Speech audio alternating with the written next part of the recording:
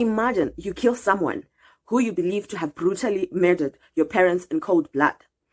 Then suddenly, boom, at the person that you killed's funeral, that's when you realize you killed an innocent man. At his funeral, that's when you realize that he is not the one that killed your parents. It is actually his twin brother. Hello, hi, my name is Sema Danzarian from Harare, Zimbabwe with love. So today I'm going to give you a review of the movie, a Nigerian movie called Lover's Era. It's an Uchenna Mbunambo production. He casted it, he produced it, and he was also an executive producer for the movie. I love Nigerian movies. I love Nollywood all the time, every time I am on YouTube watching African movies. That's what I do, and I am super proud of it. So I just decided, let me give reviews of the movies that I watch. This movie is about a girl called Abigail. This girl, her parents died in an armed robbery attack in the home, and she was not around. She was at school at the university, but the sister was the one who was at home. So their parents, in a bid to stop the armed robbers from raping their daughter, they hid their daughter. And then when the armed robbers found out that the daughter was hiding in the house, they were mad, they were angry at her parents. So this armed robber guy shot both her parents. He put his gun in the hands of this lady and made her to shoot her own parents. Imagine how tragic could that be. So this made this lady Abigail to drop out of school because their parents were no more and no one could pay for her tuition in university anymore. So she started staying with her sister, who was the one who started providing for everything for them. So she dropped out of school. She was studying civil engineering, and she couldn't get a job just because she didn't have a full qualification. She didn't have a certificate just because she hadn't pulled through her whole education. So wherever she was looking for jobs, she would be turned down. And eventually her sister looked for a job for her to become a house help. She had a friend. So as beautiful as she was, as classy as she was, she started working as a house help.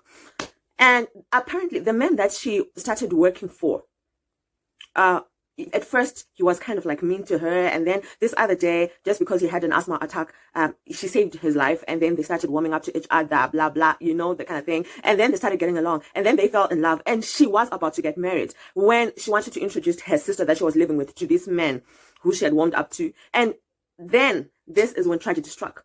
This man apparently looked like the man who killed their parents, and then them knowing that this girl had an asthma. Now, the question was, would she go on with the wedding? Would she still marry this guy?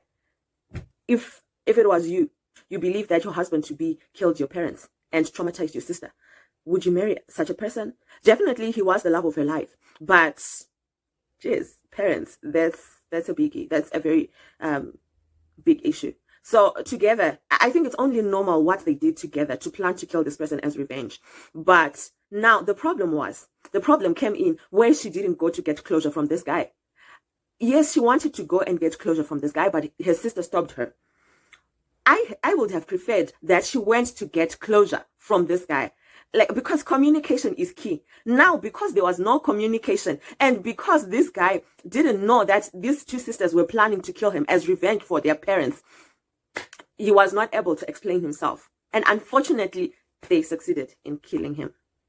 And this Abigail lady, when she went for his funeral, that's when his friend and his mom told her that he actually wanted to marry her. He actually ran away from Lagos to the city that he was now living in, and he was hiding from his twin brother's gang so that they wouldn't hurt him. And it was traumatizing for her as well, all over again.